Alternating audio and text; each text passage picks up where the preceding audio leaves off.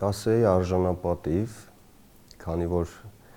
հաշվի առնելով այն հանգամանքը, որ մենք սահմանամերձ գոտում ենք ապրում, ու նաև որ մարդիկ չեն լքում, հիմնականում չեն լքում իրենց տները, կասեի արժանապատիվ։ Ու արժանապատվությունը հենց մարդկանցից է գալիս, ինքդ քեզնից, դա կապ չունի, թե պետական կառուցվածքն ինչպիսին է, կամ տնտեսապես դու ինչպիսի իրավիճակում ես գտնվում, արժանապատվությունը ներսից է մարդու։ Իհարկե դա ձևավորվում է կյանքի ընթացքում, կախված որոշակի հանգամանքներից,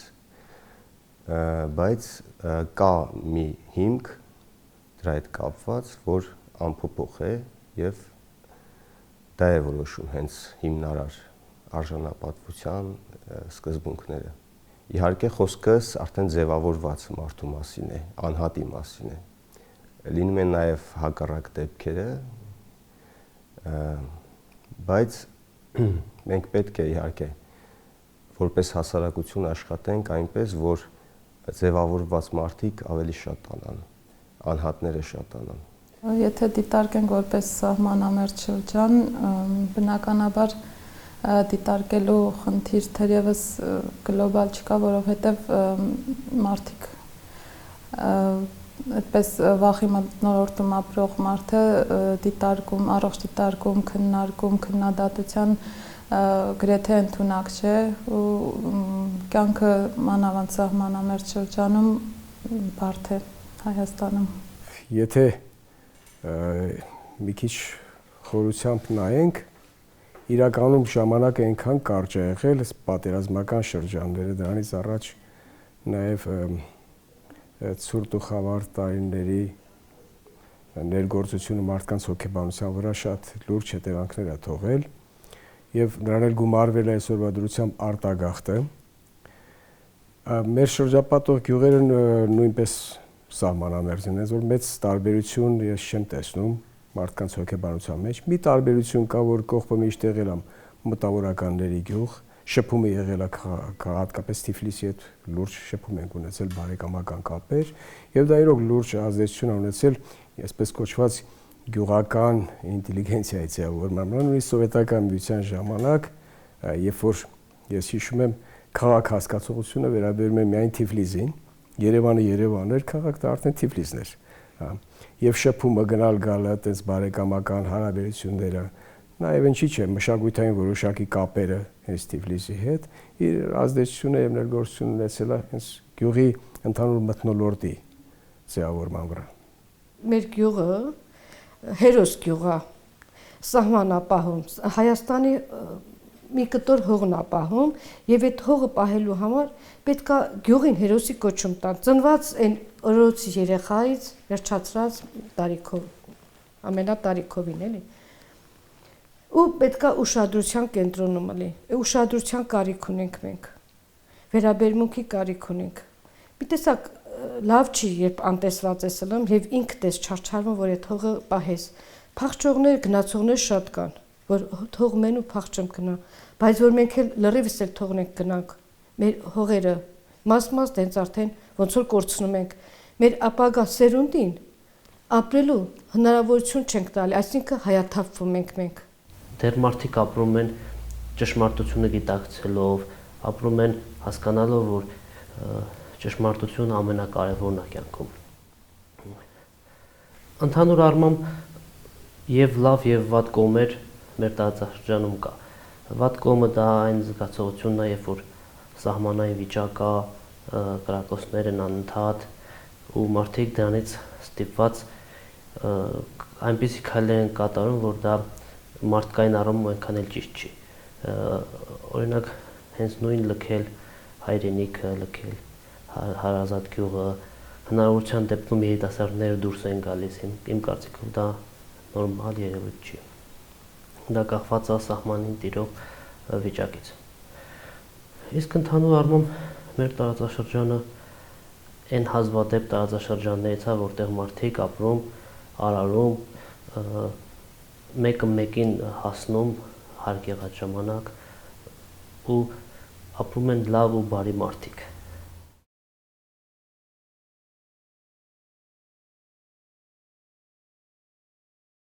Լավ կբնութագրեի ու դա կախված չէ կոնկրետ նյութական իրավիճակից։ Դա կախված չէ թե կոնկրետ ինչ պայմաններում ես ապրում։ Դա ավելի շատ հոգեբանական երևույթ է։ Նայած թե դու ինչ պահանջներ ունես կյանքի նկատմամբ ու կյանքը արդեն քեզ ինչպես է դա վերադարձնում։ Ամեն ինչ հայելու նման է եւ ինչ պահանջներով որ դու կյանքին ես նայում, հակառակ ձևով նա քեզ է վերադարձնում այդ ամենը։ Դրա համար ես կասեի կոնկրետ ինձ համար, որ լավ կյանք եմ ինձ համար տեսնում, թե ապագայում եւ թե ներկայում։ Ընդհանրապես կարծում եմ, որ հացի խնդիր ենք լուծում մենք, ընդամենը ապրում ենք միայն մի աշխատավարձի հաշվին, եթե իհարկե ունենք աշխատանք, դա կարևոր խնդիր է, բնականաբար մեծ մասը չունի աշխատանք ու մարդիկ ապրում են հացի խնդիր լուծելով, կենցաղին ինչ-որ պայմաններ ստեղծելով, թերևս ես այդ շարքում եմ դասվում, որովհետև ապրում եմ իմ աշխատանքի շնորհիվ ու նաև էլի սահմանամերձ շրջանում ապրելը ավելի է բարդացնում կյանքը եւ ինչ-որ ձգտումներ, երազանքներ, նպատակներ եթե ունենում ենք, ավելի դժվար ենք հասնում ինչ-որ բանի ու ավելի դժվար է տրվում մեզ ամեն ինչ։ Եթե համեմատության մեջ նայենք, իհարկե կարող եմ ասել, բայց գիտեք ոնց է, գյուղը դա մի ընտանիք է։ Եվ ես չեմ հավատում, որ որևէ մեկ այսօր թեկուզ իմ գյուղում, կողք գյուղում ինչպիսի բարեկեցիկ վիճակում էլ ապրի, ինչ շքեղության մեջ էլ ապրի, ինքը լավը զգա իրան, եթե իր հարևանը այդ օրը ուտելու հաց չունի կամ իր հարազատը կամ եղբայրը կամ քույրը ինչ որ կարիքների մեջ է։ Տվյալ դեպքում ես մտածում եմ, որ գյուղացու համար այսօր ամենակարևորը պահել այդ համակեցության սկզբունքը իրար թև թիկունք լինելու։ Իմ աշխատավարձը 54600 դրամ է։ Ես ճիշտ է, ինձ հետ տղաներ ունեմ, որ աշխատում են բան, բայց ընտանիքներ կա, որ նայում ես իմ դեպքը չէ, իմ կողքին ընտանիքներ կան, որ գրոշ անգամ չի մտնում, կամ եթե մտնում է, բազմազավակ ընտանիք են, բան, լավ չեն ապրում։ Ես էլ ինձ կարալ չեմ ասեմ, որ ես 54000 դրամով նվազագույն աշխատավարձի չափ դա ապրելու շատ չնչին հնարավորություն է տալի մարդու։ Եթե համատենք տեղում ապրող, ասենք իմ համագյուղացիների հետ, կարծում եմ ես ապրում եմ բավարար։ Չնայած որոշակի խնդիրներ ով չունի։ Իսկ բարեկեցիկ ասածը էլի հարաբերական է, ինչ նշանակում բարեկեցիկ։ Դա համատելու ինչ որ շեմա, որ համատում ես կողքի մարդու հետ, կողքի քաղաքի ապրող մարդկանց հետ։ Ինձ թվում է ես ապրելով մեր գյուղում բարեկեցիկ չապրում եմ բավարար։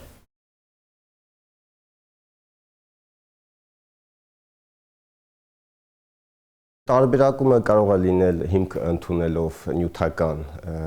ապրելաձևը, իհարկե պարզ է, որ հիմնականում նյութականն է որոշում, բայց նորից եմ կրկնում, որ շատ մարդկանց համար նյութականը լավ ապրելու հիմք չէ։ Շատ ավելի կարևոր է հոգևորը, շատ մարդկանց համար, քան թե նյութականը, որովհետև նյութականը ինքը անցողիկ է, իսկ հոգևորը ամբողջ կյանքի ընթացքում մնայուն եւ նայած թե մարդիկ որն են ավելի կարևորում եւ կյանքի համար ինչ նախապայման են ընտրում։ Բոլոր տեսակի մարդիկ էլ կան շատ լավ ապրողներ, կան լավ ապրողներ, կան ծայրահեղ աղքատներ, որոնք իհարկե կերակշռում են մեր գյուղերում, շրջանում, եւ ճիշտ է մենք փորձում ենք ինչ-որ կերպ նպաստել նրանց բարօրությանը, ինչ-որ կերպ ուղիներ ցույց տալ, թե ինչպես կարող են մարդիկ ավելի լավ բարեկեցիկ կյանքով ապրել, բայց հաճախ այդպիսի մարդիկ են հենց կոտրվում, երբ որ տեսնում են ինչպես է կողքինը, հարևանը, թեկուզ իհարկե հաճախ անարդար ճանապարհով հարստանում եւ միայն իր անձնականը գերադասում է ամեն ինչից։ Ես չէի ասի, որ Հայաստանից շատ է տարբերվում այս տարածքը, միակ բանը, որ իրոք վերջի տարիներին հստակ զգացվում է, պատերազմական իրավիճակը շատ լուրջ հարված հասցրեց հատկապես տնտեսությանը եւ որպես դրա արդյունք մարդկանց գնողունակությունը կտրուկ ընկավ։ Առևտուրը այսօր լրիվ անկման մեջ է, խանութները փակման եզրին, որտեղ մարդիկ այն եկամուտները, որ ունեն, պահում են, այսպես ասած, սև օրվա համար, վստահ չեն վաղվա օրվա վրա, շինարարություն չեն անում, մի խոսքով նոր մտահղացումներ, նոր բիզնեսների առումով առհասարակ մոռացել են։ Նայած իրենց աշխատանքի բնույթից, ասենք, կամ բժշկային, մասնագիտական մանով էլի, առումով ու իրենց աշխատանքի եկած հնարավորությունը, բայց հիմնականում այդքան էլ լավ չեն ապրում։ Գյուղին ուշադրություն դարձնելա պետք է։ Մարդիկ կան, որ ապրում են ուղղակի չունենալով հացի, չունեն հացի խնդիր, այսինքն ապրում են բավարար, հոգում են իրենց առօրյա հոգսերը, ու կան մարդիկ, որ դժվարության են կարողանում հաց հայթայթել։ Այսինքն չեմ կարծում մեր տարածաշրջանում մեր գյուղում կա այնպիսի մարդ, որ ապրում է բարի բուն իմաստով լավ։ Կան մարդիկ, որ աշխատասեր են, կարողանում են արարել, բայց չեմ կարծում, որ դա հենց լավ ասածն է։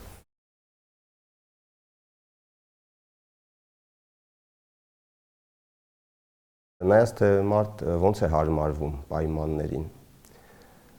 Կա մարդ, որ հարմարվում է եւ ամեն ինչ փորձում է անել այդ պայմանները իր նյութական պահանջներին ծառայեցնելու համար։ Ավելի լավ է հարմարվում, գոյության պայքար է կարելի ասել, նույն բնության մեջ էլ է այդպես։ Կան մարդիկ, որ այդքան էլ հարմարված չեն կամ չեն կարողանում հարմարվեն եւ այդպես էլ եզրագծից այն կողմ են մնում իրենց նյութական կարիքների հոգալու իմաստով առաջին հերթին։ Ոմանք ապրում են լավ, որովհետև գնում են քամու ուղղությամբ, իսկ ովքեր որ քամուն հակառակ են շարժվում եւ փորձում են ինչ-որ բան փոխել դեպի լավը, դեպի բարեկեցիկը, բնականաբար ավելի դժվար է տրվում իրենց լավ կյանքը։ Տեսեք, տեղի ռեսուրսներով այսօր հնարավոր չի կտրուկ տարբերակում անել, որովհետև էլի նույն հողն է, նույն սահմանի վրայի գնդակոծող տարածքներն են, նույն խանութներն են, որոնք փակման եզրին են կանգնած, այն մարդիկ, որոնք ունեն բիզնես դրսի հետ կապված,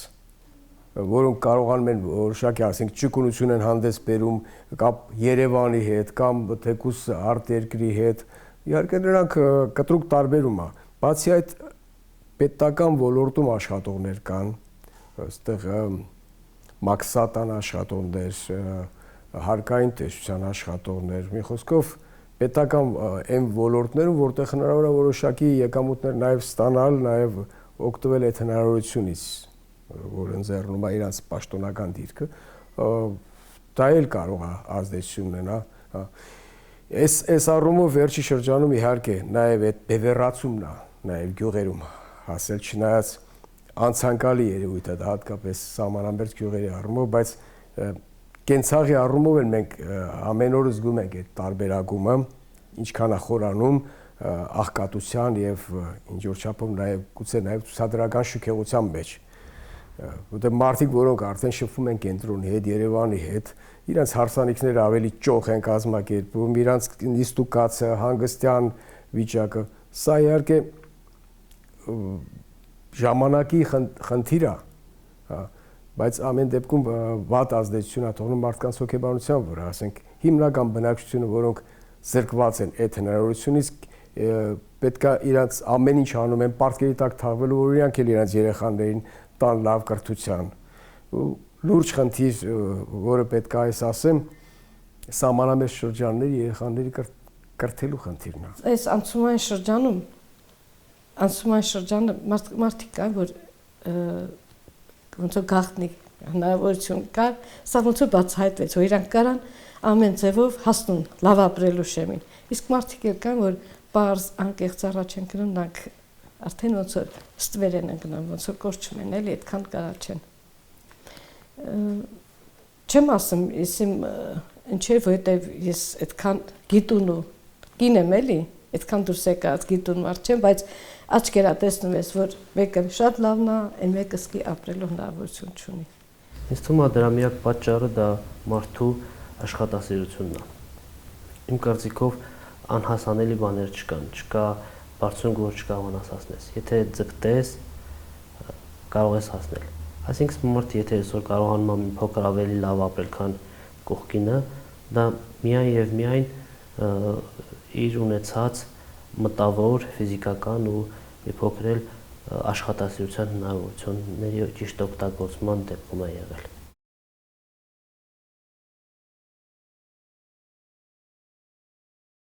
Զուտ նյութական իմաստով եմ ասում, դժվար է, բայց հնարավոր է իհարկե։ Դժվար է, բայց հնարավոր է։ Գիտեք, արդարության պատկերացումները ամեն մարդու մոտ տարբեր են, եւ պետությունը պետք է այդ բոլոր պատկերացումները մեկտեղի։ Դրանով է որոշվում, թե մարդիկ ինչքանով են իրենց նյութական վիճակով իրենցից տարբերվում։ Անհավասարությունը դրանից է գալիս։ Մարդկանց պատկերացումներից եւ իրարամերժ պատկերացումներից հատկապես։ Ովքեր որ չեմ կարծում, որ այս պայմաններում ապրելով արդար ճանապարհով մարդիկ միանգամից կարող են հարստանալ, փորձում եմ հավատալ այդ լեգենդին, որ արդար ազնիվ կարելի է հարստանալ եւ այդ հարստությունը զուտ նյութական չեմ ասում հարստանալ պետք է, ենթադրենք ես ուզում եմ հարստանալ, որ օգնեմ իմ շրջապատին, իմ բարեկամներին, հարազատներին, բայց լավ ապրողները արդար ճանապարհով չեն լավ ապրում ամեն դեպքում ինձ համար։ Գիտեք, եթե ես իմ օրինակով ասեմ, ես կարող եմ ասեմ, որ ես արդար եմ ապրում։ Եվ ես չեմ հասկանում, ոնց կարելի է ցանկության դեպքում անարդար ապրել։ Այսինքն գուցե ցանկանաս մեծ եկամուտներ ստանաս, ուրիշի հաշվին ստանաս այդ եկամուտները կամ իհարկե այդ ճանապարհներն էլ կան, դա նորություն չի, դա բոլոր ժամանակներում են եղել։ Ես սովետի մարդ եմ եւ հիշում եմ այն ժամանակներում էլ այդ անարդարությունը շատ ավելի ցցուն անարդարություն էր, եւ կարամ ասեմ, որ շատ բան չի էլ փոխվել։ Համարյա նույն անարդար մարդիկ այսօր էլ կան եւ կան նաեւ շատ արդար մարդիկ եւ կարամ ասեմ, որ ինձ շրջապատող մարդկանց մեջ դրանք մեծամասնություն են կազմում։ Արդար մարդիկ մեծամասնություն են կազմում։ Արդար ու լավ ապրելը, եթե իմ շրջապատն էլ նույն ձևի է գալի։ Իսկ եթե մարդիկ իրար չեն հասկանում, ամենը իրենց գիտեցած ձևով, չէ։ Ես ընդհանրապես գնահատում եմ մարդկանց, լավն եմ սիրում։ Ինձ ձեռք մեկնած մարդուն միշտ էլ աշխատել եմ օժանդակ եմ։ Ես աշխատանքի բնույթով մանկապարտեզում հաշվապահ եմ աշխատում, բայց քույրական եմ սովորել։ Երբ մարդիկ գումար չունին, ասենք, բանը, որ պետք է այդ սրսկման դիմաց տան, բժշկուհին, մեր գյուղի բժշկուհին ասում է գնացեք հաշվապահի մոտ։ Լավ հարցեր։ Ընդհանրապես կարծիք կա, եթե լավ են ապրում, ուրեմն ինչ-որ առումով արդար չեն ապրել, այսինքն իրանց դրամներ վաստակել են ոչ ճիշտ եղանակով, ասենք սխալ, այսպես։ Բայց կոնկրետ մեր տարածաշրջանի մասին եմ խոսում, մեր տարածաշրջանում չկա այդ երկու բևեռների մեծ ու փոքր լինելը, այսինքն չկան շատ հարուստներ ու չկան հարուստներ, աղքատներ ինչ-որ առումով կան, բայց շատ մեծ չի այդ տարբերությունը։ Ու այս դեպքում չեմ կարծում, որ մարդ լինի, որ ինչ-որ անազնիվ ձև աշխատի այդ գումարը։ որովհետև բնական է, եթե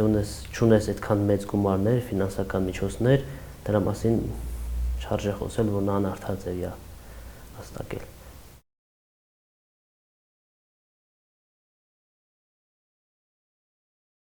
Մենք ապրում ենք սահմանամերձ գոտում եւ իհարկե օգնության կարիք շատ է լինում։ Մարդկանց թե նյութական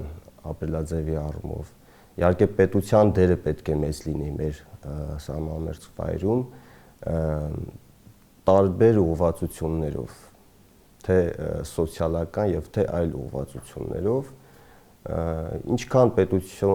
պետության ուշադրությունը շատ լինի մեր սահմանամերձ վայրում, այնքան ժողովուրդը կզգա այդ վստահությունը եւ ավելի հույսով կլծվի ու կմնա իրենց տներում, կմնան եւ մի նոր բան կստեղծեն, կավելացնեն մի բան, քան թե կկասեցնեն ու կթողեն իրենց բնակության վայրը։ Ինքս սկսում եմ ինձնից, իմ շրջապատից ու փորձում եմ ինչ-որ ծրագրերով, աշխատանքով, օրինակով, որ իհարկե ես էլ օրինակ եմ վերցնում հետաքրքիր ու լավ մարդկանցից, ովքեր կյանքի մեծ փորձ ունեն ու ինչ-որ բան փորձում են փոխել Հայաստանում, փորձում եմ այդ օրինակը լինել նաև իմ համայնքում, ինչ-որ չափ նաև դեռահասներին, երիտասարդներին ցույց տալ այդ օրինակը եւ նրանց ուղղակի ցույց տալ, որպեսզի իրենք հետո կողմնորոշվեն, ընտրեն արդյոք այդ ճանապարհը լավին հասնելու դրականին, թե ինչ ճանապարհով գնան։ Արդարության առաջի զգացողությունը իմ մոտ առաջացնում է խաղաղությունով։ Երկրորդ, եթե լինի խաղաղություն, բնականաբար կլինի նաև նորմալ բիզնես միջավայր։ Մարդիկ կսկսեն գործ դնել, կսկսեն աշխատանք դնել եւ արարել։ Եվ իրանց տեսեք վերջի իրադարձությունները շատերին մեծ վնասներ հասցրեցին հենց բերքի հավաքելու առումով։ Ես ունեմ սան ունեմ Դովեղ գյուղից, որ գիշերով սպասել եմ մառախուղին, որ իրանց խաղողի բերք կարողանան հավաքել։ Եվ առանց գլուխները բարձրացնել ու կրացած վիճակում ամբողջ բերքը հավաքել են, 2 տոննա խաղող են հավաքել։ Ամեն վայրկյան կարող էր մառախուղը ծրվի եւ իրանք դիտակետում հայտնվեին։ Մենք բավականին անհասկանալի է, երբ որ մենք խոսում ենք այս թեմայով տարբեր մարդկանց հետ, որոնք սահմանի հետ կապ չունեն, իրանց համար անհասկանալի է, ոնց կարելի է սեփական կյանքը վտանգի ենթարկելով գնալ խաղող քաղել։ Բայց եթե այդ մարդու ամբողջ եկամուտի աղբյուրը հենց դրա մեջ է հանդիսանում, մի ամբողջ տարին խաղող մշակողը լավ գիտի, քանի անգամ պետք է բերքը սրսկի, քանի անգամ եւ այլն տա եւ ինչքան գումար պետք է ծախսես, որ եկամուտին սպասես։ Այս սրանց մասին պետք է մտածվի եւ այս թեմայով պետք է պետական հոգացություն ասած բանը հենց սրան է վերաբերվում։ Դա ընդհանուր իրավիճակից է կախված։ Կարա չեմ ասեմ։ Մեր գյուղապետը շատ լավ անձնավորություն է, շատ վստահելի, որ կարանք իր հետ շփումով մենք իրար ճիշտ ենք հասկանում, բայց մենակ գյուղապետով, իր աշխատակազմով հնարավոր չի, որ լրիվ արդարության հասնեն, որովհետև այստեղ բանը տամոժնիկա, բանը մաքսակետը, որ աշխատողնի կան, հետո քեզ նվաստացած ես զգում, երբ որ կողքիդ մինը շատ լավ ապրում, դու այդ հնարավորությունը չունիս, արդեն ոնց որ ձայնի հնարավորությունն էլ ակո մոտ արդեն պակսում։ Չգիտեմ, դրա ժամանակը երբ կգա, երբ արդար կլին, իրար կհասկանան ու լավ կլին։ Չխոսամ մենակ մեր գյուղի մասին, ընդհանրապես մեր տարածաշրջանում, Տավուշում, ընդհանրապես ամբողջ Հայաստանում փոքր տարածաշրջան է, բոլորիս հոգսերը միատեսակ են։ Մեր տարածաշրջանում կա այսպիսի մի ասված չկա, նույն տանից չենք, բայց նույն ցավից ենք, ասինքն բոլորս բոլորին հասկանում, լավ ճանաչում, կիսում ենք նրա խնդիրները ու ունենք մեր խնդիրները նույնպես։ Ինձ թվում է հավասար պայմանները ամենառաջի պայմանը դա հավասար լինելու, երբ որ մարդիկ իրենց տան մեջ, իրենց տարածաշրջանում ունենան այնպիսի պայմաններ, որ չթողեն գնան։ Այսինքն մենք ունենք անհավասար պայմաններ, երբ որ դու չունես աշխատանք ու դիմացինդ կողքի տարածաշրջանում կա աշխատանք, արդեն առաջանում է անհավասար պայմաններ։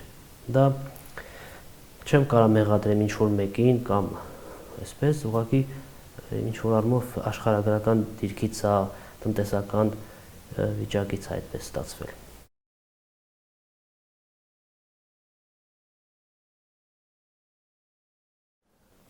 Արդարությունը, հավասարությունը առաջին հերթին։ Հավասարությունը սոցիալական իմաստով, հավասարությունը ապրելաձևի կեցության իմաստով, իհարկե հավասարություն չի մտածելակերպի առումով, դա լրիվ այլ բան է, որքան մարդ, այքան մտածելակերպ, աշխարհայացք, բայց սոցիալական իմաստով ինձ համար արդարությունը հենց դա է, հավասարությունն է։ Որպես գլոբալ քաղաքացի արդարության օրինակներ շատ կան, բայց որպես հայ Հայաստանում ապրող, սահմանամերձ գյուղում ապրող արդարության վկա չեմ կարծում, որ եղել եմ։ Դա կլինի մեր կառավարական համակարգում, իրավական տարբեր բոլոր համակարգներում ես արդարությունը շատ դժվար է տրվում, արդար ճանապարհով մարդիկ ինչ-որ բանի դժվար են հասնում, թեկուզ հենց վերցնենք խաղաղությունը, մեր հայ-ադրբեջանական կոնֆլիկտը, ինչ-որ տեղ եթե փորձենք ինչ-որ բան արդար անել, համոզված չենք, որ կանենք ու համոզված չենք, որ դիմացինը կանի արդար, ու ինչ-որ քայլեր ձեռնարկել է պետք, բայց շատ դժվար է կողմնորոշվել արդարության հարցում։ Արդարությունը առաջին հերթին մեր երեխեքին ես արդեն թոռներ ունեմ ինքնադրսևորման հնարավորություն տալն։ Այդ շնորհքով տաղանդավոր երեխեքը չմնան առանց կրթության, առանց բարձր կրթության, որովհետև եւ վերջո մեր երկրի ապագան դա է եւ ստեղծվեն ձևի վիճակ այն պայմանները, որ գյուղում ապրող երեխան, որը հետո պետքա գնա ուսանող դառնա, հետո ավարտի, հետ կա իր բնակավայրը։ Սա երևի ամենակարևոր բանն է, որ պետքա հիմքում տրվի այդ արդարությունը, որ ցանկանան հետ գանի։ Արդարությունը ինձ համար խղճով մոտենալ մարդկանց, իրար ճիշտ հասկանալ, հանհալի չնչելի արդյունքում էլի, ոչ թե բերանացի ասելով, այլ արդյունքում խիղճը հանգիստ հեռանաս, որովհետև գիտես, որ այդ մարդը ոնց խոսեց նույն ձևի կա։ Դա մի քիչ դժվար հարց է։ Լավ չի, որ հետո ոնց որ հավատդ կորցնում ես էլի դրություններից ելնելով։ Բառերով դժվար է բունեությունը բացատրել, արտահայտվել։ Արդարություն դա մարդու ապրելակերպի այն տեսակն է, որ ինքը ապրելով այդ ժողովրդի մեջ միջավայրում փորձում էր խճի առաջ արդար լինել։ Ինձ թվում է կարևորը երկու բան է։ Մարդիկ անում են անարդարություն, չհամարելով դա անարդարություն, եւ անում են անարդարություն համարելով դա անարդարություն։ Կարևոր պայման է գիտակցելը, որ դա անարդարություն է։ Հենց սկսում ես գիտակցել, որ դա անարդարություն է, ուղղակի պետքա չանես։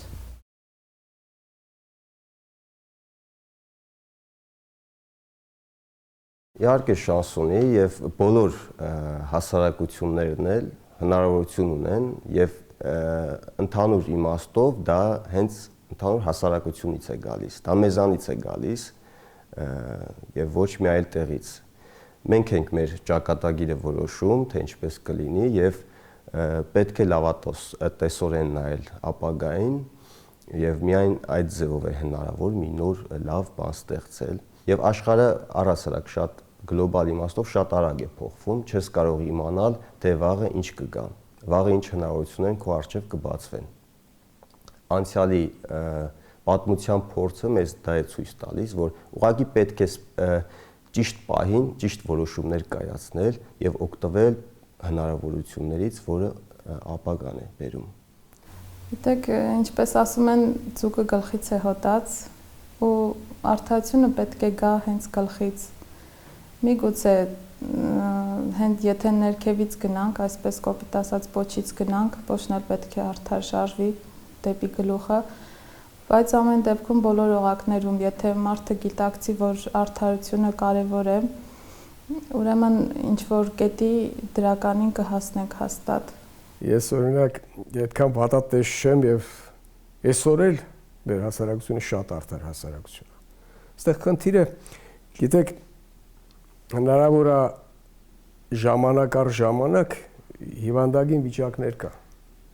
Հետո մենք ինչի մասին ենք խոսում, եթե ընդամենը մեր պետականությունը 25 տարվա պատմություն ունի հազիվ, եւ այդ ընթացքում մենք ինչ փորձությունների մեջով ենք անցել։ Կարելի է շատ վատ բան ասել, կարելի է ամեն ինչին սև երանգներով նայել, բայց արդարությունը հայ հասարակության ողնաշարի մեջ է։ Մենք ուրիշ ելք էլ չունենք։ Եթե մենք այսօր նստենք ու լուրջ մտածենք մեր երեխաների ապագայի մասին, կտեսնենք, որ միակ բանը, որ այսօր պակասում է եւ որի կարիքը մենք ունենք եւ ցկտելու ենք դրան, այդ արդարությունն է։ Եթե ունեցանք այս երկրում արդարություն, ամեն ինչ նորմալ կլինի, ամեն ինչ լավ կլինի։ Պատմությունից ես գիտեմ, որ հայերը շատ խելացի մարդիկ են, շատ գրագետ, խելացի եւ շատ լավ բաների հասնող, բայց միշտ այդ նախանձությունը մեր հայերի, որ լավին միշտ խոչընդոտ հանդիսանան, խանգարեն, դժվար կլինի։ Ինձ թվում է դա ամենակարևոր պայմանն է։ Եթե մենք ունենք 2-3 հազար տարվա պատմություն որպես հայազգ, դրանից առաջ էլ վարտական, պետք է մենք շատ ճանապարհ ունենք դեռ անցնելու։ Ես մեր ազգի, մեր ժողովրդին տեսնում եմ ավելի լավ ու արդար պետության մեջ։ Վերջին շրջանում կա անարդարություն կապված մի քանի պայմանների հետ։ Աշխարհաքաղաքական, տնտեսական վիճակների հետ, աշխարհագրական դիրքն է վատ վիճակ,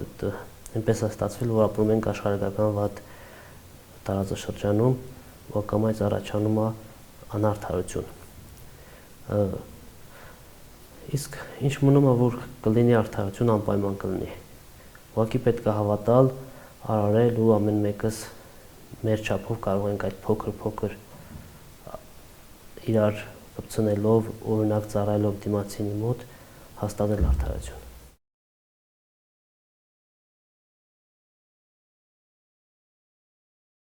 Եթե ասեմ, որ վստահում եմ,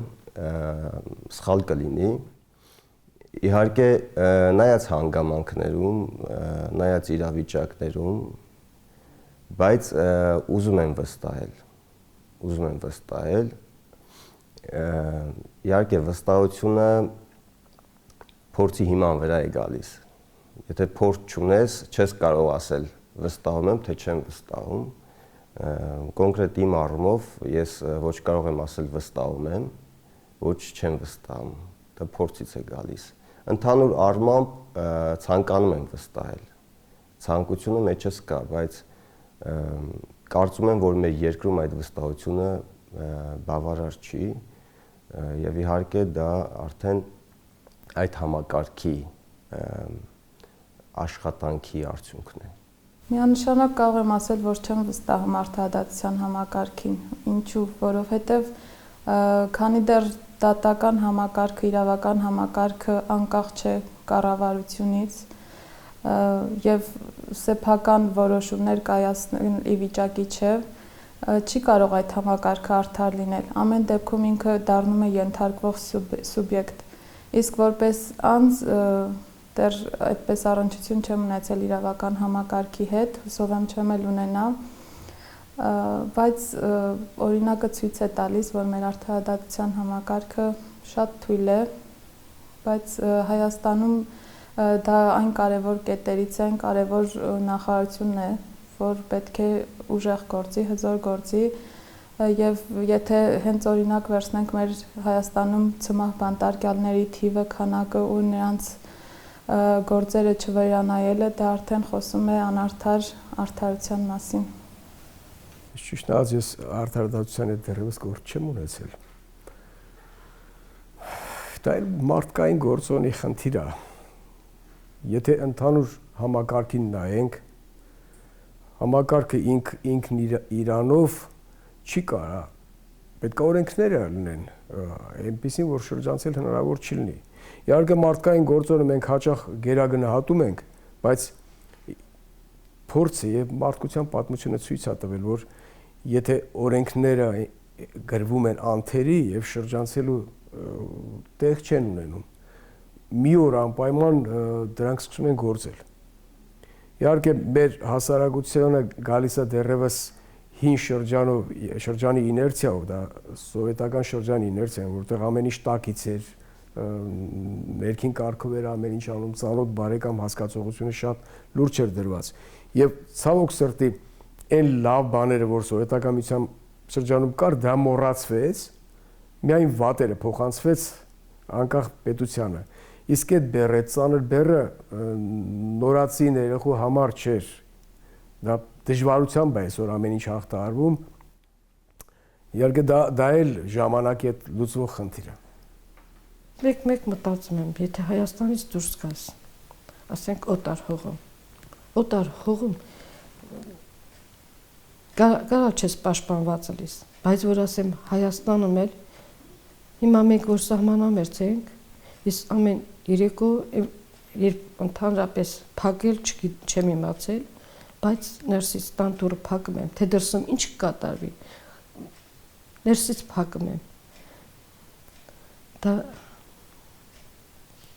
հենց այդ ձեր տված հարցի պատասխանն է, որ ապահոված չենք զգում։ Թուրքն էլ կարա մտնում, լսեմ, ինչ է մարդիկ կան։ Հացի համար, հաց չունենալու համար, մարդիկ ամեն ինչ էլ կդիմեն։ Ոնց որ լենինական, չէ՞։ Դե հացի համար չէ լենինականը, բայց հնարավոր է։ Ես այն մարդկանց տեսակին եմ պատկանում,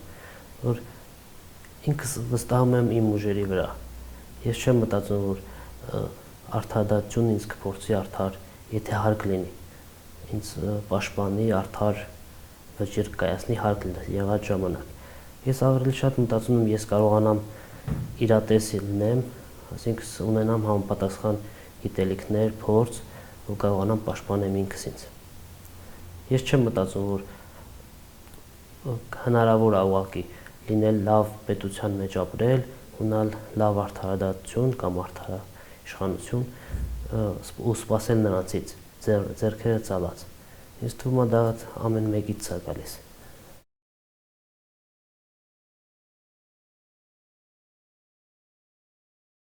Կոնկրետ ես արվեստի ոլորտում եմ աշխատում եւ չգիտեմ դա ինչքանով է առնչվում արվեստի բնագավառի հետ։ Յուրաքանչյուր մարդ իր հնարավորությունների սահմանում պետք է գործի արդարությանը հասնելու եւ չգիտեմ արվեստի առումով ինչքանով եմ փորձել արդարությունը բերել, բայց երևի մի փոքր լումել այդ թեկուզ այդ ոլորտում կարելի է ներդնել, թեկուզ ոչ ուղղակի կապված, բայց ես եւ մեր ուսուցիչները Կողբի Գարեզ դպրոցի փորձում ենք տալ երեխաներին կրթություն, այնպիսի կրթություն, որ նրանց համար կդառնա կյանքի հետագա աշխատանքի ապրելու հնարավորություն եւ մի հիմք ենք տալիս, որ մարդ կարողանա իր կյանքը դասավորել ու արվեստի ճանապարհով նաև որպես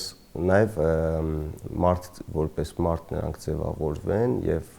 ունենան իրենց արդարության ճիշտ պատկերացումները, որպես անհատ ձևավորվեն։ Ամեն ինչ էլ հասնում են պայքարի միջոցով, այնտեղ որտեղ պայքար չկա, առաջընթաց չկա, զարգացում չկա եւ պայքար պետք է։ Ամեն դեպքում պայքարելը միշտ պետք է լինի, պայքարելը կա ու մտածում եմ, որ պետությունը սկսվում է ինձնից, բոլորից է սկսվում պետը։ Եթե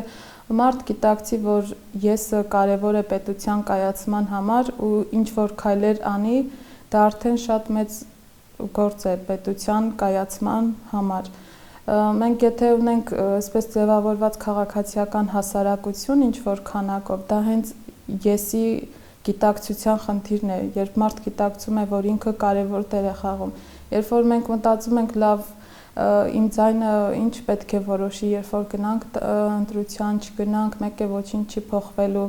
դա ճիշտ չէ կարծիքով, որովհետև ամեն ինչ սկսվում է ինձնից։ Եթե ես արդարության համար պայքարում եմ, միգուցե իմ շրջապատում 10-ից մեկը ասի լավ, ես էլ փորձեմ, միգուցե մարդ ինչ-որ բան գիտակցում է, որ պայքարում է, ես էլ պայքարեմ, ու այդպես կարող է ձևավորվել մի օղակ, իսկ Հայաստանը ինչքան մարդ ունենք, 2 միլիոն, 2.5, 3, չգիտեմ, որովհետև հստակ ոչ մեկ չգիտի, համոզված եմ, այդպես օղակը ձևավորվելով ինչ-որ արդարության կետի կարող ենք հասնել։ Իհարկե միանշանակ իմաստ ունի եւ ես իմ դերը տեսնում եմ այն բանում, ինչ որ կարող եմ լավ անել։ Ես որպես մանկավարժ ինձ թվում է այսօր այն ճանապարհին եմ, որ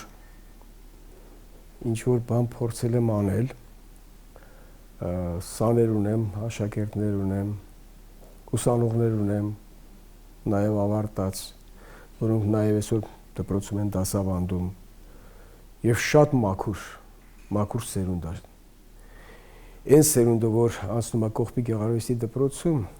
եթե ամբողջ Հայաստանում նման իրավիճակ լիներ, մենք շատ վաղուց հաղթահարած կլենք ձեր ասած բոլոր խնդիրները։ Իմ դերը դրանում է, ուրիշ բանում ես, դա եմ լավ կարողանում անել։ Իմ դերը ես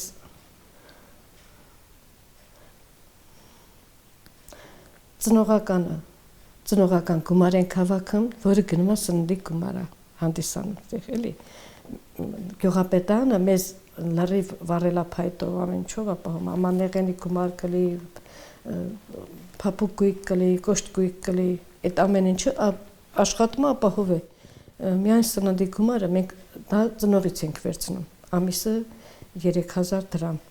Հետո 3000 դրամը հնարավոր է երեխան լրիվ չհաճախացվի, այդ հաճախման օրերը հաշվի առնելով։ Հաշվում եմ, որ երեխան հանկարծ ավել գումար չտա։ Արդարությունը մի հատ դա է։ Մեր աշխատողները աշխատավարձ են ստանում, աշխատում եմ լրիվ իրանց հասանելիացի գումարը, ոնց ասեմ, մի քիչ կլոր ասած դու աշխատող գնա։ Ուրիշ էլ նենց ինչ կարամ անեմ, պետք է համախմբված անեն, անհատ մարդը կարա չմինել այդ արդարությանը հասնում։ Դա պետք է համախմբված, կազմակերպված լի ու կհասնեն։ Կհասնում, եթե ցանկանան։ Իհարկե իմաստ ունի։ Դա համարում եք պայմանն արդարություն հասնելու։ Չնայած արդարություն հարաբերական բան է։ Դա պետք է ընդհանուր պայքարել, ապրել ու չկա մի կետ, որ սա արդարությունն է, սա անարդարությունը։ Ամեն մեկս մեզ համար ենք որոշում արդարություն։ Իսկ գլոբալ առումով պետք է ամեն մեկս ընդհանուր առաջ գնանք, զարգանանք դեպի ու արդարության մասին ավելի լայն իմաստով տեղեկություն ունենանք։ Որպես այդպեսին չեմ կարող ասեմ, որ գլոբալ առումով փորձել եմ ինչ-որ, բայց ընդհանրապես ապրելով մի միջավայրի մեջ ես փորձել եմ արդարությունը իմ օրինակով ցույց տալ իմ հասակակիցների, իմ ընկերների, իմ շրջապատի, մի խոսքով այն մարդիկ, ովքեր ինձ ճանաչում են։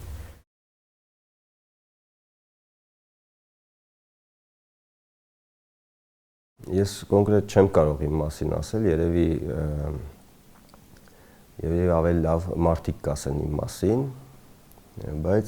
փորձում եմ արդար լինել, ամենայն դեպս իմ պատկերացումների համաձայն եւ փորձում եմ նաեւ այդ պատկերացումները փոխանցել մեր ապագա սերնդին։ Տատիկս այսպեսի մի լավ խոսք ուներ, ասում էր, ես դեռ հանդիպած չկամ այնպեսի մարդու, ով ասի ես մեղավոր եմ, ով ասի ես արդար չեմ, ու կարծում եմ ինչ որ տեղ, ինչ որ կետում բոլորս էլ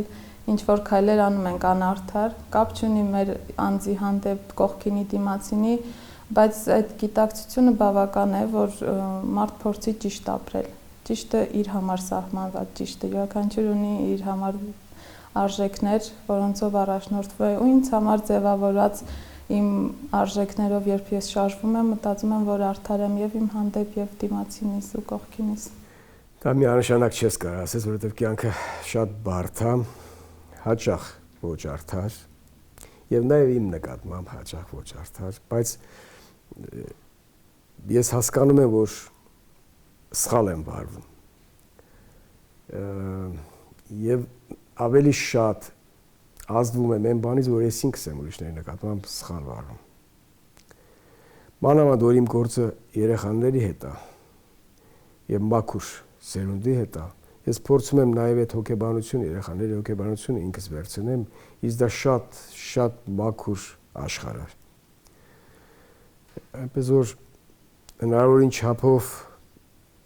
փորձում ենք, բայց ստացվում է նաև անարդար պահեր առնում նաև իմ կողմից։ Արդար եմ պահում։ Ինձ բոլորն էլ վստահում են։ Գիտեն, որ ես ցենց ոնց հետին մտքեր չունեմ, իմ խոսքը ճիշտ է։ Սովորաբար չեմ սիրում իմ մասին խոսալը։ Կարծում եմ, որ որոշակի չափով այո, որովհետև չեմ կարծում, որ գտնվի մարդ, որ կասի անարդար ես։ Այս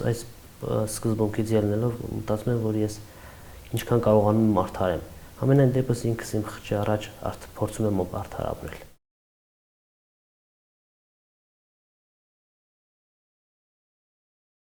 Իհարկե, հարգում եմ։ Մեր մոտ չկա այդպիսի արդարության մարդկանց շփման առումով, մարդկային շփման առումով, կենցաղային եւ այլն, չկա արդարության այդպիսի պակաս։ Արդարության պակասը ավելի պետական մարմիններից է, ավելի վեր մարմիններում են, քան թե ժողովրդի շրջանակներում։ Կարծում եմ արդարությունը ժողովրդի մեջ կա, հաստատված է եւ մենք պետք է թեկուզ պայքարի միջոցով այնպես անենք, որ ժողովրդի օղակներից այդ արդարության պատկերացումները կամ ձևերը փոխանցվեն դեպի վերև։ Հաճախ այդ հարցը ինձ տանջում է ու այսպես օբյեկտիվ պատասխան չեմ գտնում, արդյոք մարդը արդար է։ Եթե ես մտածում եմ մարդու հանդեպ արդար, մտածում եմ, որ բնականաբար ինքն էլ իմ հանդեպ է արդար, բայց հաճախ հանգում ես այն կետին, որ բացահայտ անարդարության զոհ ես դառնում եւ արժեքները խեղաթյուրված է մատուցվում քեզ ընկերոջ կողմից, բարեկամի, մարդու, քաղաքացու, բայց կարծում եմ, երբ որ ես արդար եմ, պետք է շփվեմ այնպիսի մարդկանց հետ, ովքեր ինձ հետ են արդար։ Երևի նաեւ նույն պատասխանը կարամ տամ, որ նույն վիճակն նաեւ այդ տեղատիրում։ Տեսեք, իմ ամբողջ խնդիրը դպրոցը պահելն է։ Սա նյութական որոշակի ծախսերի հետ կապված խնդիր է։ Հաճախ ես ստիպված եմ լինում քայլեր անեմ, որը շփման լայն ասպարեզ է լինում տարբեր մարդկանց հետ, տարբեր ոլորտի մարդկանց հետ։ Իհարկե լինում են եւ անարդար վիճակներ։ Բայց խնդիրը, եթե ես դնում եմ իմ առաջ, որ պետքա դպրոցի ես ինչ կարիքը հոգամ, ոչ մի բանի առաջ չեմ կանգնում։ Հարգում են, ինձ վստահում են, մենակ այն որ ասենք պատահական ստացվում է, հետո շատ պատահել էլի, որ մոտեցել են ներողություն խնդրել, որովհետև զգացել են, որ ես ճիշտ չէ, իմ դիմաց խաբել եմ։ Ուրիշները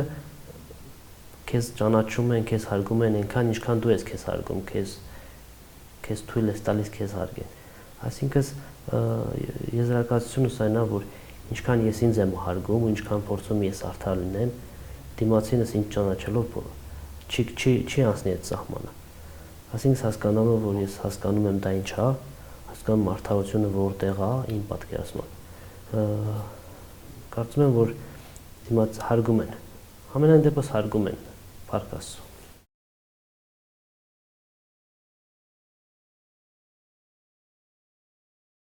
Դե առաջին հերթին փորձում ես ներկա քո հնարավորությունների շրջանակում գործել։ Եթե օրենքը աշխատում է, իհարկե օրենքի շրջանակներում ես փորձում գործել, իսկ եթե օրենքը տեսնում ես, որ կաղում է, իհարկե արդեն այլ տարբերակներ ես փորձում գործարկես, բայց անկախ ամեն ինչից դա սխալ է եւ պետք է այնպես անել, որ օրենքը ճիշտ աշխատի եւ աշխատի բոլորի համար։ Օրենքը լինի բոլորի համար եւ միայն այդ դեպքում է հնարավոր ստեղծել արդարություն եւ արդարության եւ մարդու մոտ արդարության ճիշտ պատկերացում։ Այլ ձև հնարավոր չէ հասարակության մեջ։ Շատ եմ հանդիպում անարդարության, չեմ կարող ասել, որ հստակ դիմում եմ, բայց բնականաբար հարցը բարձրաձայնում եմ, չեմ վախենում դեռևս ու հուսով եմ չեմ էլ վախենա։ Լինում են փոքրիկ հարցեր, երբ որ համայնքում է, շրջանում է ու բարձրաձայնում ենք, հարցին լուծում ենք գտնում, թեկուզ աշխատանքի բնագավառում կամ գյուղում ցանկացած հարց, բայց այսպես գլոբալ անարդարությունների դեմ էլ եթե օրինակ վերցնենք Բաղրամյանի դեպքերը, այնտեղ եղել եմ, պայքարել եմ եւ դա էլ ինչ որ չափով էլի շատ օգտակար օրեր էին մեր հասարակության համար, քաղաքացիական հասարակության համար ու ինչ որ անարդարությունը բարձրաձայնելու ձև էր։ Դա հարցի այլ կողմն է, այդ հարցին լուծում է տրվում, թե ոչ։ Երբ որ հասարակությունը համախմբվում է, դա արդեն մեծ բան է ու գիտակցության փոփոխություն է դեպի լավը։ Տարիքի հետ մարդ ասում են մի քիչ իմաստնանում է, հետո մի քիչ ավելի երեխայական է մտածում, ավելի պարզ է մտածում։ Նախ դա է սուբյեկտիվ զգացողություն է, եթե ինչ որ մի բանից դուր չի գալի, դա դեռ չի նշանակում թե անարդար է։ Եվ հաճախ ես ինձ նաև վերջի շրջանում տարիքի հետ կապված սկսել եմ մտածել այդ թեմայով, արդյոք որ նման երևույթներ լինում են, ես եմ ընդունում դա իմ սուբյեկտիվ կարծիքն է, թե իրոք անարդար է իրավիճակը։ Եվ շատ հաճախ տեսնում եմ, որ սա ինձանից է գալիս, փորձում եմ հնարավորին չափով անտեսել այդ իրավիճակը, հարթել, շատ չնայած իմ ուսուցիչները եւ ուսանողները հաճախ ինձ ասում են, որ տարիների ընթացքում ես սկսել եմ ավելի շատ դյուրագիր լինել, ավելի շատ անարդար վիճակ, շատ եմ խոսում իրանց վրա, ինչ որտեղ գուցեև ճիշտ են ասում, բայց սա էլ կարելի է հասկանալ, վերջո տարիներն իրանց գործն անում են, այդ հոգսը ստիպում է մարդուն նաև մեկ անարդար քայլեր անի, իմ նկատմամբ էլ նույն ձևի լինում բնականաբար։ Ես ոչ մի անգամ էլ բորբոքվում չեմ, այնքան որ խոսում վերջացնում են, հետո երբ վերջացնում են, շատ չէ, բայց ստացվել է դες դեպքեր, ես հանգիստ բացատրել եմ, որ կինը ճչալու, կռվելու ճիշտ է, կինը դրան ընդունակ է, բայց պետք է հանգիստ, հետո ասա, ես քո պատասխանը տամ, ճիշտ հասկանանք էլ իրար, ոչ թե վիճելով կամ իրար վիրավորելով։ Ես երբ պատահել է, որ ստիպված եմ ելել, որ ասենք մի հատ ավելնորդ խոսք է իմ բերանից դուրս եկել, ես ինքս իմ աչքի առաջ ինձ շատ վատ եմ զգացել, որովհետև ես այդպիսի դաստիարակություն եմ ստացել։ Բնականաբար հանդիպել եմ անարդարության, անարդարություն սկսվում է հենց քո բակից, քո դասարանից, քո շրջապատից, բայց գլոբալ առումով չեմ հանդիպել մեծ անարդար վիճակների։ Իսկ ինչ մնում այդ փոքր նեղ անձնական անարդարությունների, փորձել ենք, լուծել ենք, ավելի շատ հաղթել ընկերությունը, հաղթել խոսալու, իրար հասկանալու միջոցով հասել ենք արդարության։ Այնպես չի եղել, որ հարկ լինի ես ինչ-որ մի տեղ դիմեմ կամ ինչ-որ մեկին դիմեմ։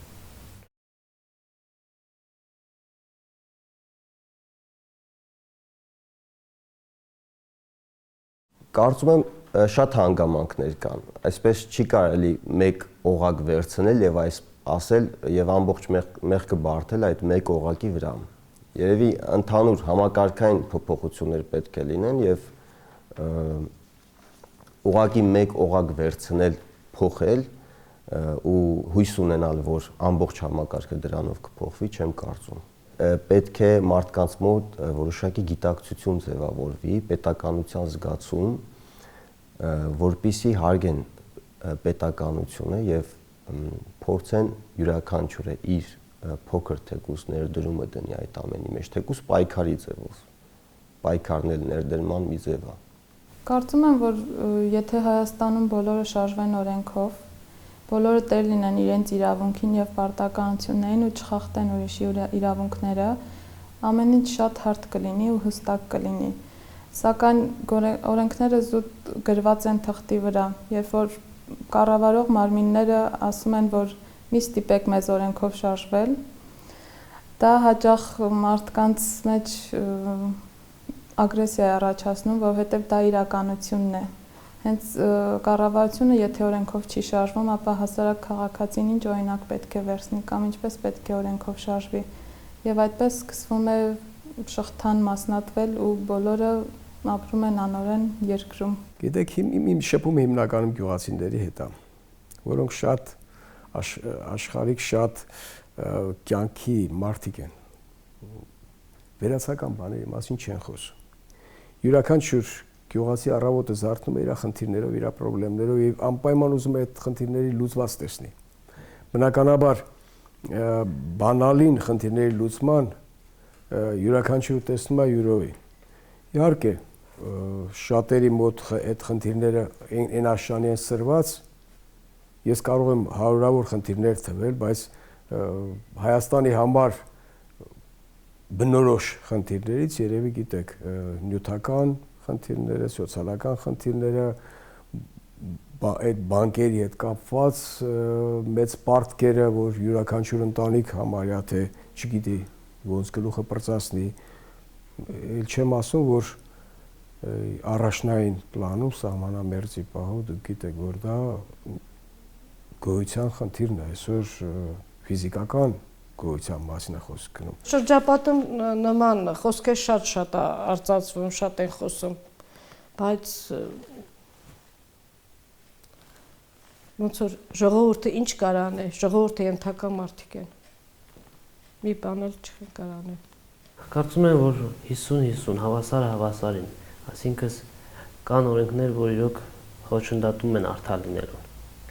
եւ կան մարդիկ, որ ուղղակի չեն հարգում օրենքները, սկսում է։ Այս դեպքում օրենքները ու մարդկությունը զարգանալու ընթացքում այսօր այս օրենքը ակտուալ է, գործում այսպես, մարդը զարգանում են, առաջ են գնում, վաղը կամ մյուս օրը այդ օրենքն այդքան էլ ակտուալ չի, փոխվել է ժամանակը, մտածելակերպը։ Եվ օրենքները համապատասխանաբար նորացվեն, համապատասխանացնեն ժողովրդի պահանջներին եւ ամենակարևորը հարգենք այդ օրենքները։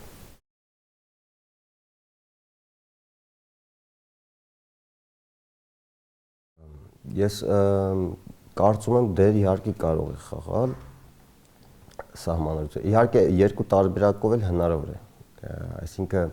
սահմանադրությունը, եթե ստիպեն, որ սահմանադրությունը աշխատի, իհարկե կարող է դեր խաղալ։ Եթե սահմանադրությունը աշխատի, սահմանադրության ներկա բոլոր մոդելներում էլ հնարավորություններ կան եւ աշխատելու հնարավորություն կա։ Ուղղակի մենք պետք է տեսնենք, թե մեզ ավելի շատ որն է ձեռնտու եւ կարծում եմ պետք է ուղղակի զուտ քաղաքականության իմաստով ընդդիմադիր ուժերին հնարավորություն տրվի օրենքի ուժով, հնարավորություն տրվի ավելի ակտիվ լինելու եւ ավելի շատ լծակներ ունենալու, ազդելու կառավարության որոշումների վրա կամ պետական մարմինների որոշումների վրա։ Այսինքն որոշակի բալանս պահպանվի այդ երկու ուժերի միջև, որպեսզի զարգացում լինի։ Առանց այդ հակակշռի, եթե պետական մարմինները կառավարությունը չունի հակակշիռ կամ չունի լուրջ քննադատ, նա ոչ մի դեպքում իր քայլերը չի կարող նորմալ կատարել։ Ուղղակի ժողովրդի մոտ տարիների ընթացքում որոշակի բացասական վերաբերմունք է ձևավորվել այդ նման բաների նկատմամբ։ Առհասարակ սահմանադրության օրենքների եւ այլն ու ժողովուրդը ինքնաբերաբար չի հետաքրքրվում դրանցով եւ դա հասկանալի է եւ հաշվի առնելով ժողովրդի կեցությունը, ապրելաձևը եւ այլն, շատ մարդիկ ուղղակի դրա ժամանակը չունեն, կարելի ասել, բայց շատ կարեւոր է, որ մարդ գիտակցի եւ սկսի հետաքրքրվել եւ դա իր շահերից է բխում եւ միայն գիտակից հասարակություն ունենալու դեպքում մենք կարող ենք նույնիսկ սահմանադրությունը մեր շահերին համապատասխան օգտագործել։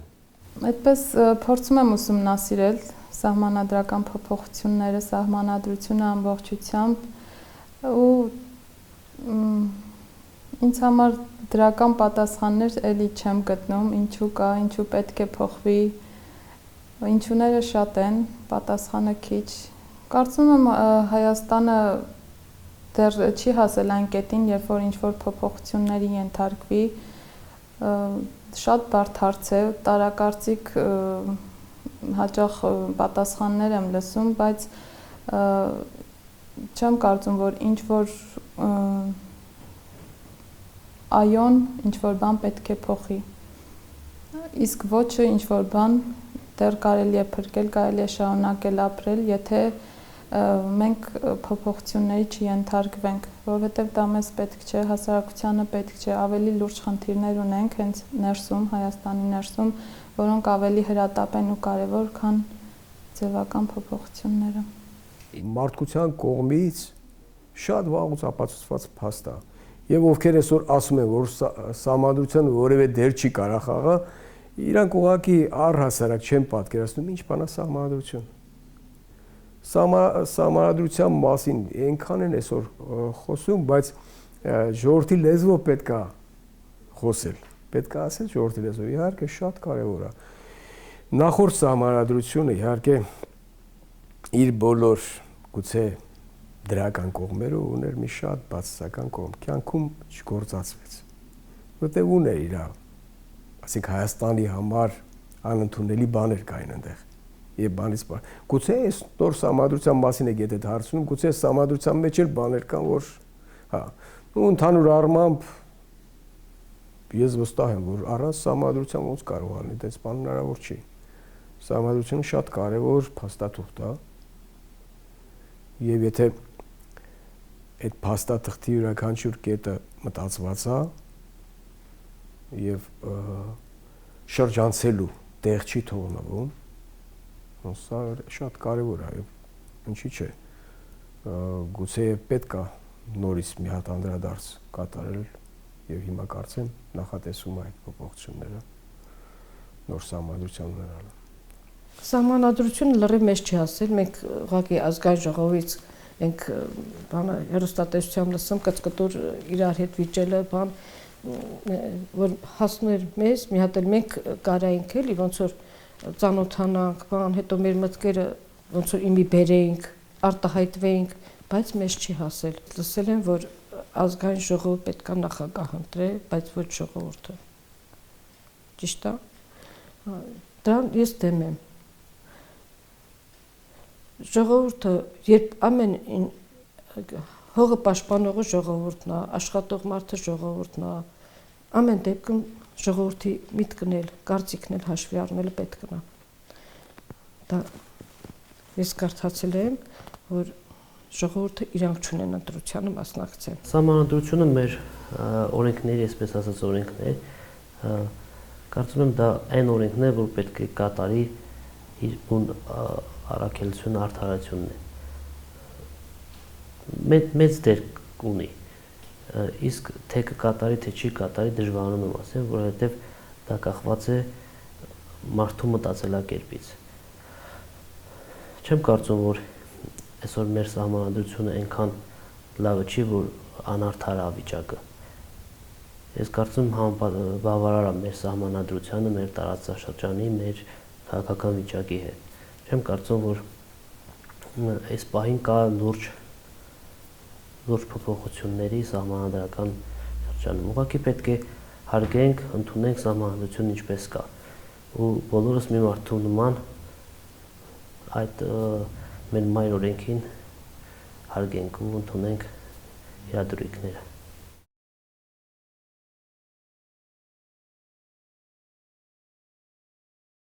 Չեմ կարող ասել այդպես կոնկրետ դեպքեր, երևի ընդհանուր շահեր են եղել։ Չգիտեմ, կիրառել եմ թե ոչ։ Ինձ համար այդքան էլ հասանելի չի եղել այդ ոլորտը, հատկապես իրավական ոլորտի հետ կապված։ Ես գիտեմ, որ սահմանադրության հոդվածները հոդված առ հոդված հիմա չեմ կարող ասել, բայց իշխանությունը պատկանում է ժողովրդին եւ այլ նման բաներ։ Շատ ընդհանուր դրանք ընդհանուր ձևակերպումներ են եւ գուցե նաեւ սրա բացատրությունը կարող ենք տալ, որ երկիրը նոր է պետականություն ստեղծում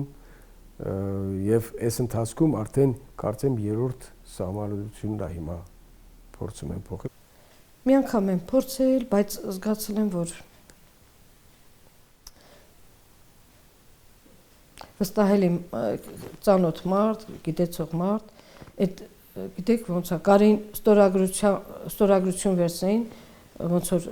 անեկդոտով, կատակով, գրեին, որ ես պարտքեմ, ասենք, խոսքի օրինակ 500,000 դրամ, ու ստորագրություն, եւ այդ ստորագրությունով կարին դատական գործ բացանեն։ Դա կյանքից վերցած բան է, էլի։ Այ միշտ հենց այն որ բանը հիմա որ քննադատում են սովետին, ես 10-րդ դասարանում գնացել ենք մենք էքսկուրսիա Մոսկվա, Լենինգրադ, բան, եւ մեզ ամենտեղ ոնց որ ապահոված ենք զգում։ Բայց հիմա որ ասեմ ճիշտն ասեմ, այդ ապահովվածությունը ամենուր չէ որ կա։ Որպես այդպեսին չեմ կիրառել, քիչ մի փոքր ծանոթ եմ սահմանադրությանը, մի քանի դրույթների հետ, բայց որպես այդպեսին չեմ կիրառել, չեմ փորձել։ Այսինքն հարկ չի եղել, որ ես իմ սահմանադրական այդպես կիրառեմ։ Չնայած ամեն ժամանակ ենք սահմանադրությունը կիրառում։ Սահմանադրությունը դա այն իրավունքն է, որ ապրում ես։ Եթե ապրում ես արդար, ուրեմն կիրառում ես որոշակի սահմանադրության օրենքներ։ Գնում ես ընտրությունների, դա քո սահմանադրական իրավունքն է։ Փորձում ես ընտրում ես սահմանադրական կարգով, այսինքն փակ, ոչ մեկը չի միջամտում, քո այսպես ասած ինչ ուզում ես, քո ընտրությունը կատարում ես։ Մի քանի դրույթներ կա, որ ծանոթ եմ, մնացածը ուղղակի չի հանդիպում կյանքում, ինձ թվում է ավելի լայն իմաստով։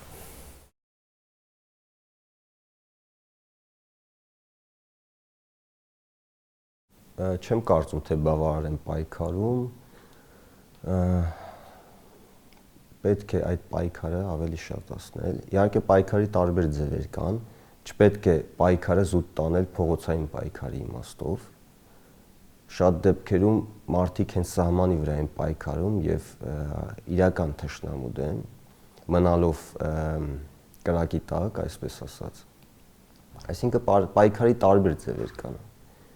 Եվ յուրաքանչյուր մարդ պայքարում է իր ձևով, իր հնարավորությունների սահմանում եւ պետք է այդ պայքարը իհարկե շատացնել ու մարդկանց որոշակի գիտակցության բերել, որ առանց պայքարի ոչ մի նոր բան չի լինում ու լավ բան չի լինում։ Պետք է յուրաքանչյուրը սկսի պայքարել։ Արդարության համար ժողովուրդն է պայքարում, որովհետև ապրում է անարդարության մեջ ու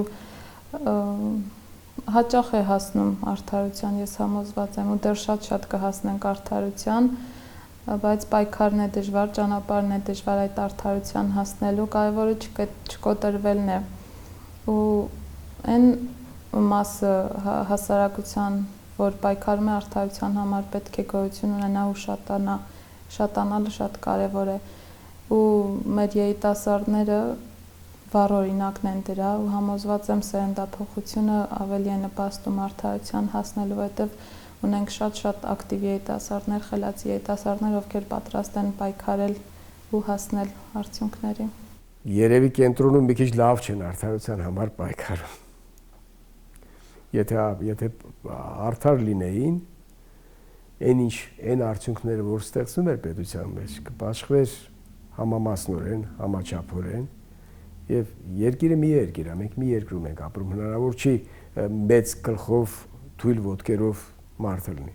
Այսօր մեր երկիրը դարձել է այդ ձևի մի բան, երբ որ շատ արագ մեծանում է Երևանը, ինչի հաշվին է մեծանում, երբ որ Երևանից էլ կա արտագաղթ։ Եթե մի փոքր ուսումնասիրություն կատարվի, կտեսնեք, որ հիմնականում ռեգիոնների հաշվին, շրջանների հաշվին, հատկապես սահմանամերձ շրջանների հաշվին, սա որ լուրջ խնդիր է առաջացնում արդարության առումով, այսա արդեն շատ անարդար է։ Այսինքն պետք է ստեղծել հաղորդակից անոթների օրենքով, պետք է ստեղծել այն ձևի վիճակ, որ Երևանից լինի դեպի շրջաններ արտագաղթը։ Այդ դեպքում երկիրը շատ արագ ոտի կկանգնի։ Ոչ, անկազմակերպեն պայքարը, դրան այլ արդյունքի չեն հասնում։ Կարծում եմ, որ շատ 10 բալային համակարգով եթե դատենք, պայքարում են 4, այսինքն եթե ուղիղ համեմատենք, կեսից էլ քիչ են պայքարում։ Ինձ թվում է դեռ շատ անելիքներ կա թարմով։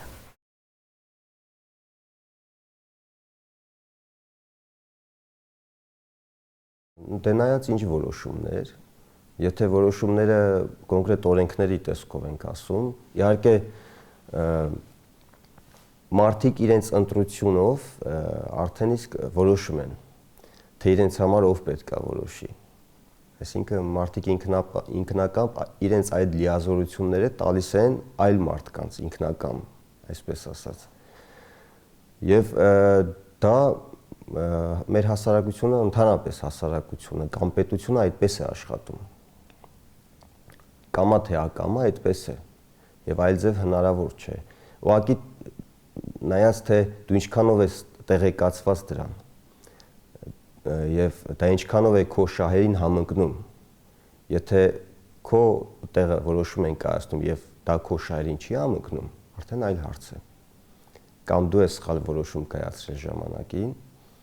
կամ էլ ուղղակի մի բան այնպես չի աշխատում եւ պետք է պայքարել նրա համար, որ սկսի ամեն ինչ կարգավորվել եւ քո շահերի համար աշխատել։ Չի նպաստում, որովհետեւ ես ունեմ ընտրության իրավունք, իմ կյանքը տնօրինելու իրավունք ու երբ թեկուզ անց մարդ պետություն օրինակը եթե վերցնենք բնականաբար շատ վատ է, երբ որ մի պետությանը փորձում են խառնվել մի ուրիշ պետություն կամ մարդու անձնական կյանքին, եթե դա գրեթե նույն բանն է ինձ համար, երբ որ փորձում ես մարդու անձնական կյանքին խառնվել, ինչ որ բան փոխել, վերջի մարդ գիտակցում է, որ ունի ազատ ապրելու, ընտրելու իրավունք, երբ որ ոտնահարվում են այդ իրավունքները, բնականաբար լավ բան դուրս չի գալիս։ Պետք է պետք է մտածել այդ թեմայի շուրջ։ Այսինքն դու ի վիճակի չես ազդել որոշումների կայացմանը։ Դա ես հասկացա այս բանով։ Իհարկե դա շատ վատ է, բայց դա էլ իր պատասխան ունի։ Պարտադիր չի, որ դու անմիջական մասնակցություն ես։ Պարտադիրը նա է, որ այդ կայացրած որոշումը նաև անմիջապես ազդի քո կյանքի որակի վրա։ Չէ, այդպես ստացված չի, այդպես որոշում կայացնել բան ինձ համար, չէ, ուղղակի աշխատանքի մեջ եմ ելել, երևի վստահել են ու դենց էլ առաջ եմ գնում։ 81 թվի հունվարից էլ աշխատում եմ։ Արդարությունը, սահմանադրությունը, օրենքները այնպիսի բաներ են, որ պետք է անդադ պայքարես, պետք է անդադ իմանաս, պետք է անդադ դրանց մեջ մտնես, որովհետև եթե դու ընդհանրապես հասարակ քաղաքացի ես, ոչ մեկը քեզ չի գա, ասի, այ ես սա սահմանադրության փոփոխության կետը, սա լավն է, սա վատը։ Դու քո խճի առաջ պետք է պարտավորված լինես մի բան փոխելուց, մի բան նորը առաջ քաշելուց առաջ պարտավորված նայես, որպեսզի կատարես քո հարկ եղած դեպքում կատարես ճիշտ ընտրություն, որովհետև սա